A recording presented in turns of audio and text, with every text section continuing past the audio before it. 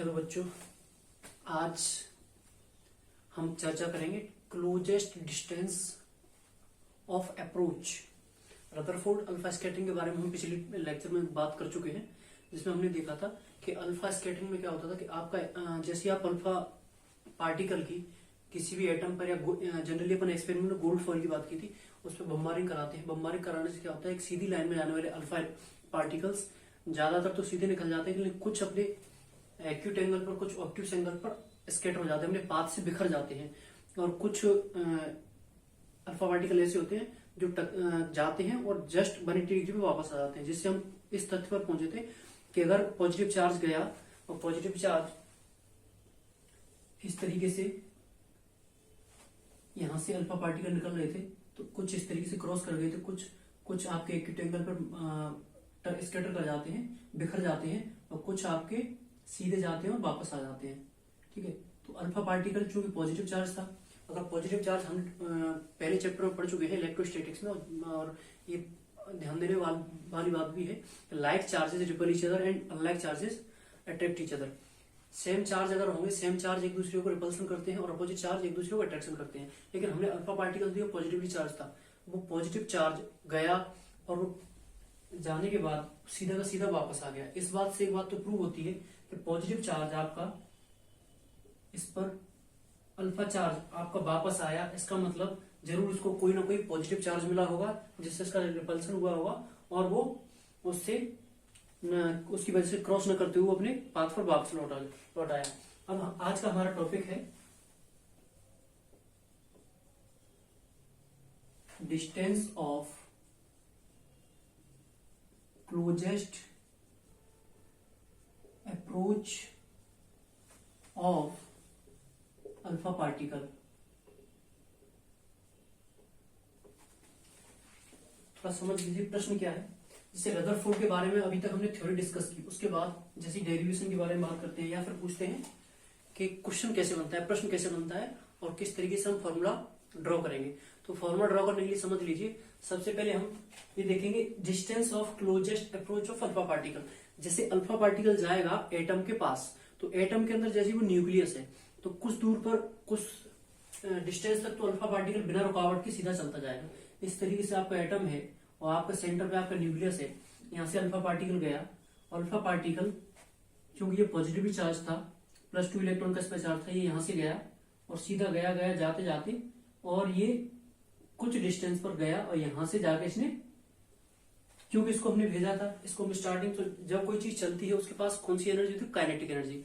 If any object is moving then it's a type of energy is called kinetic energy. तो कुछ kinetic energy लेकर ये अपनी यात्रा शुरू करता है एटम की तरफ। लेकिन जैसे ये एटम के पास ज्यादा जाता है, एटम के पास जाते हैं पता चलता है कि सामने भी पॉजिटिव चार्ज जो कि एटम के न्यूक्लियस पे रखा हुआ है, वो इसको रिपल्सन या फिर बोले इसका विरोध करने लगता है, उसको रिपल्सन फोर्सेस पे अप्लाई करने लगता है। तो वो क्या करता है, धीरे धीरे जाने के बाद जैसे इसके पास जाता है, तो यहाँ कुछ डिस्टेंस तक जाके एक फाइनल डिस्टेंस ऐसी होती है जहां तक वो जा सकता है, उसके आगे वो नहीं गया।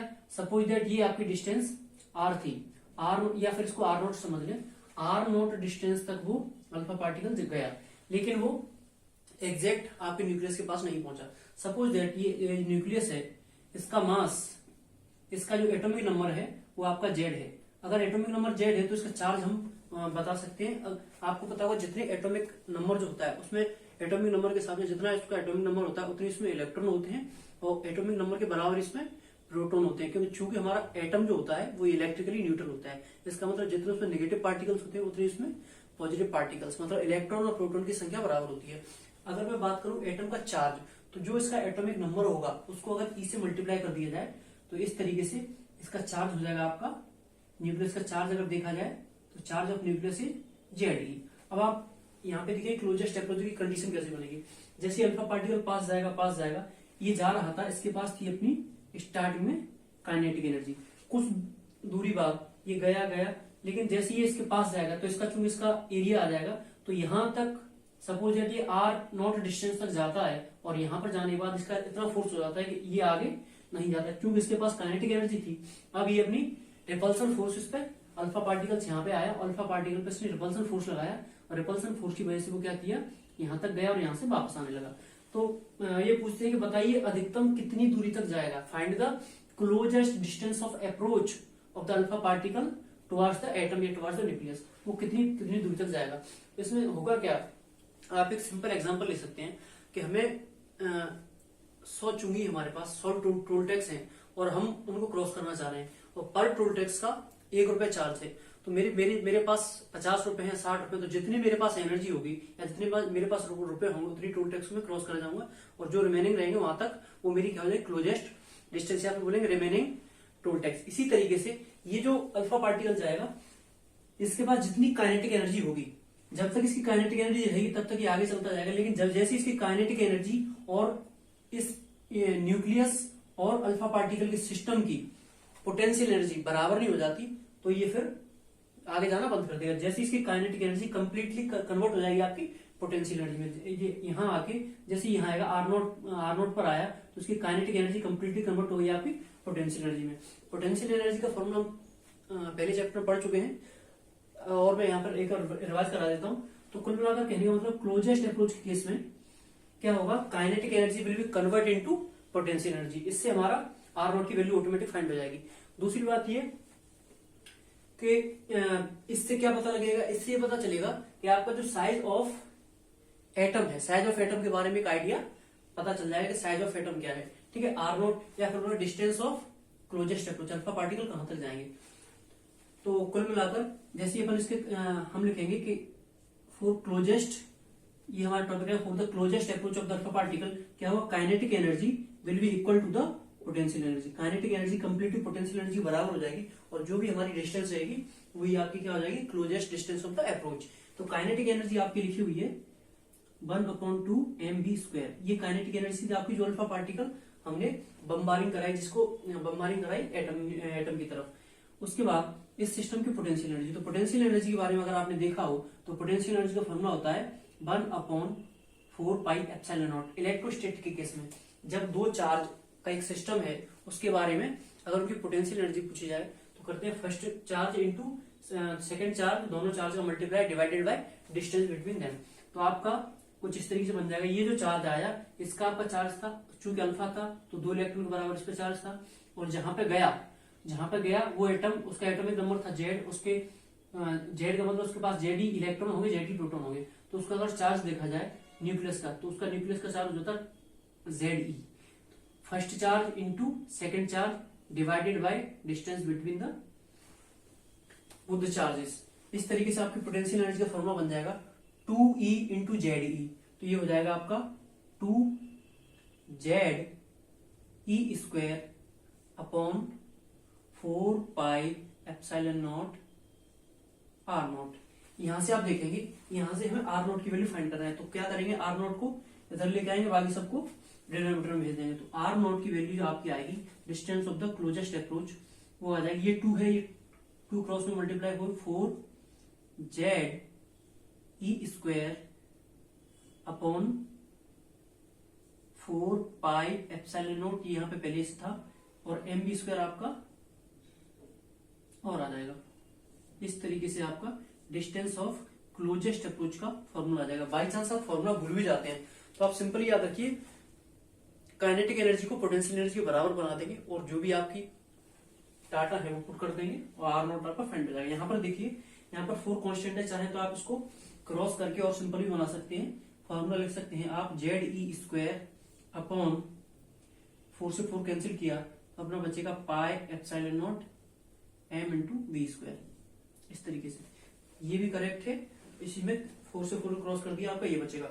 तो कुल मिलाकर कहने का मतलब ये है कि जरूरी नहीं है फॉर्मूला थोड़ा ट्रिकी लेंदी लगे अगर आपको, तो आप ये याद रखो, कंसेप्ट याद रखो, काइनेटिक एनर्जी को पोटेंशियल एनर्जी के बराबर कर देंगे तो जो भी आपका आर नॉट आएगा वही क्या आएगा, distance of the closest approach.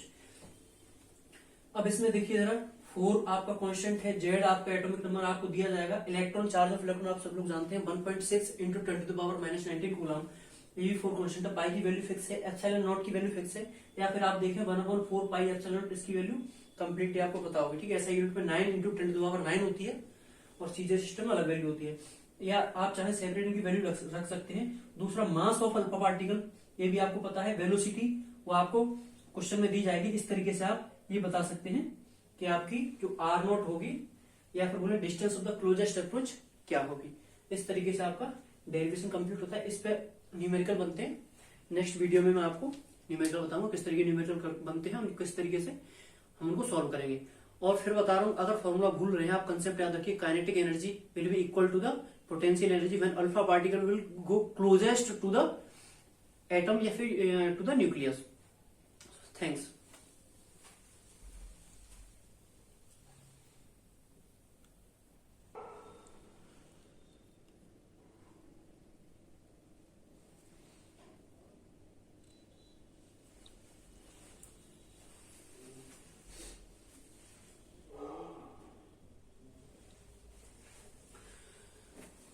पिछले टॉपिक पे distance of the closest approach पर एक अपन क्वेश्चन सॉल्व कर रहे हैं। तो क्वेश्चन इस तरीके से है, alpha particle having kinetic energy 4.0 mega electron volt. एक अल्फा पार्टिकल है जिसकी kinetic energy 4 mega electron volt. Each are incident on a gold foil, उसको गोल्ड फॉइल पर इंसिडेंट कराया। तो इस तरीके से आप समझ सकते हैं, ये आपकी गोल्ड फॉइल है, इसका जेड इक्वल टू दे रखा है, Z equal to 79। Alpha particle को 4.0 mega electron volt incident on gold foil, find the distance of closest approach of the alpha particle from the gold nucleus. हमें क्या find करना है? Distance of the closest approach. इसमें given है Z equal to 79, 1/4 pi epsilon naught की value दी है 9 × 10⁹ newton metre square per coulomb square. ये आपकी एसआई सिस्टम में दी हुई है। और चार्ज ऑफ इलेक्ट्रॉन आपका दिया है 1.6 × 10⁻⁻19 कूलम। तो कुल मिलाकर हमें बताना है कि distance of the closest approach क्या निकलेगी। सबसे पहले हम चाहे तो इसमें फॉर्मूला लगा सकते हैं। फॉर्मूला लगाने के साथ साथ यदि हमें कंसेप्ट याद है तो क्वेश्चन को कितने भी टर्न करके पूछा जाएगा, कितने भी झोल तरीके से या कितने भी अलग तरीके से पूछा जाएगा, अगर आपका कंसेप्ट क्लियर है तो आपका क्वेश्चन कहीं नहीं जाएगा। सबसे पहले मैंने क्या बताया था कि distance of the closest approach में क्या करते हैं कि जो हमारी काइनेटिक एनर्जी होती है वो कंप्लीटली चेंज हो जाती है किसमें? पोटेंशियल एनर्जी में। सिंपल लिखेंगे, kinetic energy is equal to potential energy. पहले गिवन देख लेते हैं, गिवन क्या क्या है। काइनेटिक एनर्जी गिवन है आपकी, काइनेटिक एनर्जी है 4 मेगा इलेक्ट्रॉन वोल्ट। सबसे पहले किसी भी क्वेश्चन को सॉल्व करने के पहले हमारा सारा सिस्टम एक ही सिस्टम होना चाहिए, सारी यूनिट्स एसआई सिस्टम होनी चाहिए, जिसमें देखिए आप 4 मेगा इलेक्ट्रॉन वोल्ट, तो मेगा को चेंज करना पड़ेगा, इलेक्ट्रॉन वोल्ट को चेंज करना पड़ेगा आपको जूल में। तो 4 मेगा के लिए अगर आप देखते हो 10⁻6 का यूज करते हैं, और इलेक्ट्रॉन को अगर मैं इलेक्ट्रॉन की वैल्यू रखता हूँ 1.6 × 10⁻⁻19 कूलम इलेक्ट्रॉन वोल्ट, फिर ये एनर्जी आपकी किसमें बन जाएगी? जूल में। देखते हैं कितनी वैल्यू आएगी। तो kinetic energy is equal to 4 का 1.6 से मल्टीप्लाई करेंगे, 16 4 64, एक पॉइंट लग जाएगा, इंटू 10⁻⁻13 जूल। ये आपकी आ गई काइनेटिक एनर्जी। काइनेटिक एनर्जी हमें पता है, उसको इक्वेट करना है पोटेंशियल एनर्जी के बराबर। तो जो भी चीजें गिवन है वो सारी वैल्यू पुट करेंगे, अपना आंसर आ जाएगा। काइनेटिक एनर्जी के लिए देखिए क्या है, हमें पता है kinetic energy equal to potential energy. Kinetic energy direct दे रखी है और पोटेंशियल एनर्जी की वैल्यू फाइंड करना है।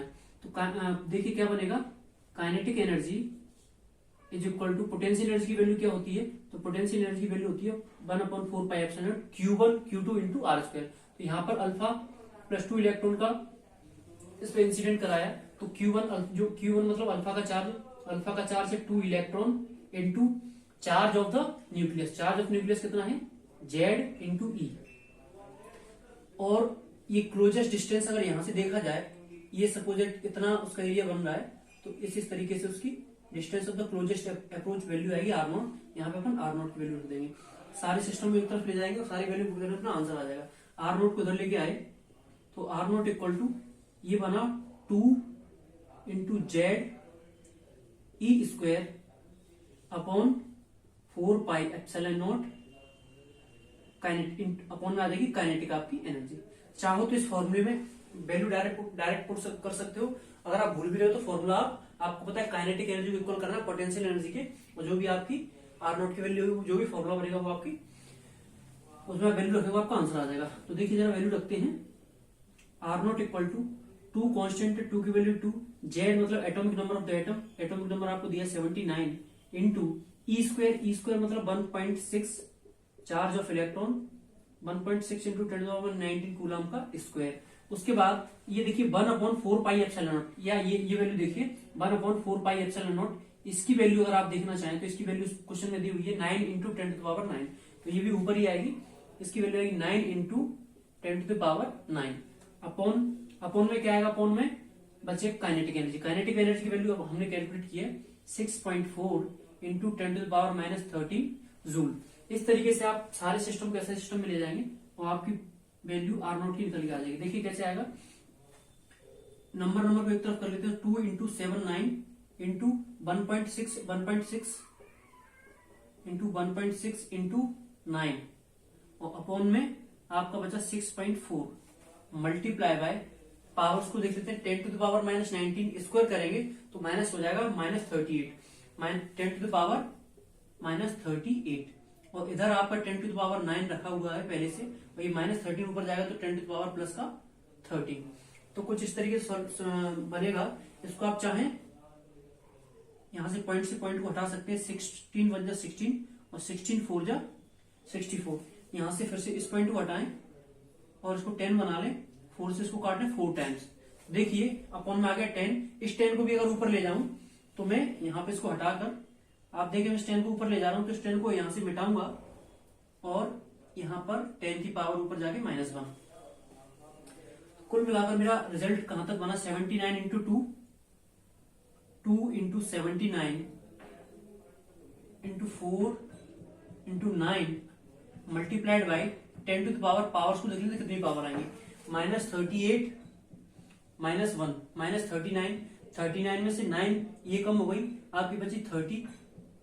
30 में से 13 आपकी -30 में से 13 आपकी और कम हुई। देखा जाए 13 और 9 प्लस की पावर है 22 और ये पावर है आपकी माइनस की 39, तो 10⁻⁻17 बचेगा।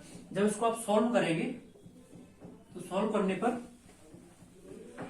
फाइनली आपका आंसर आ जाएगा। थोड़ा देख लें, 9 4 जा 36, 36 2 जा, यहाँ पे देखिए कैलकुलेट करते हैं अपन साइड में, 9 4 जा 36, 36 2 जा 72, 72 × 79, 79 × 72, 2 9 जा 18, 2 7 जा 14 और 1 5 × 7 9 जा 63, रिमेनिंग बचा कैरी बचा आपका 6 49 और ये आपका हो गया 55।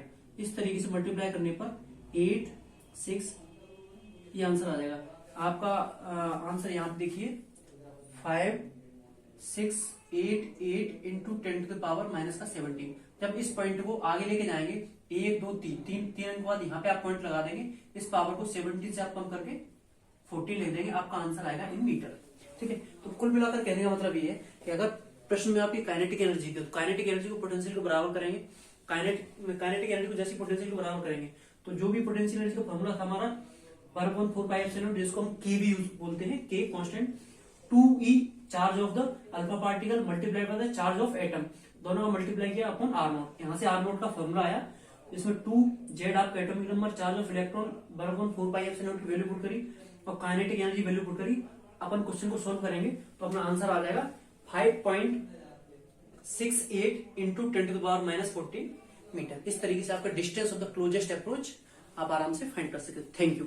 अगले वीडियो में अभी बोर मॉडल आपका पेंडिंग है, तो अगला वीडियो में बोर मॉडल में किस तरीके से क्वेश्चन बनते हैं, किस तरीके से उसकी सीरीज बनती है, उसका मेन कंसेप्ट क्या था, उसके फेलियर्स क्या थे, वो सारी वीडियो को अपन डिटेल में चर्चा करेंगे। इस वीडियो को देखने के लिए धन्यवाद और अधिक से अधिक अपने दोस्तों पर वीडियो को शेयर करें और उनसे बोलेंगे चैनल को सब्सक्राइब करें। जितने आप मेरे साथ इंटरेक्ट रखेंगे, मुझे फिजिक्स पढ़ाने में इंटरेस्ट है, जितना आप मुझे वीडियो देखेंगे और मेरे से जुड़े रहेंगे उतनी ही डिटेल में मैं आपको समझा पाऊंगा। और दूसरी बात, अभी मैं ये ऑनलाइन वीडियो रिकॉर्ड कर रहा हूँ, मेरी ऑफलाइन कोचिंग भी है, एक थाटीपुर पे है, एक आपकी सिकंदर कंपू पे है। तो जो भी बच्चे ग्वालियर में पढ़ने के इच्छुक हों या जो जिनको नियर बाई पढ़े तो वो मुझे अपने चैनल पर या फिर मेरे पर्सनल नंबर पर मैसेज कर सकते हैं या फिर चैनल पर कमेंट कर सकते हैं। धन्यवाद।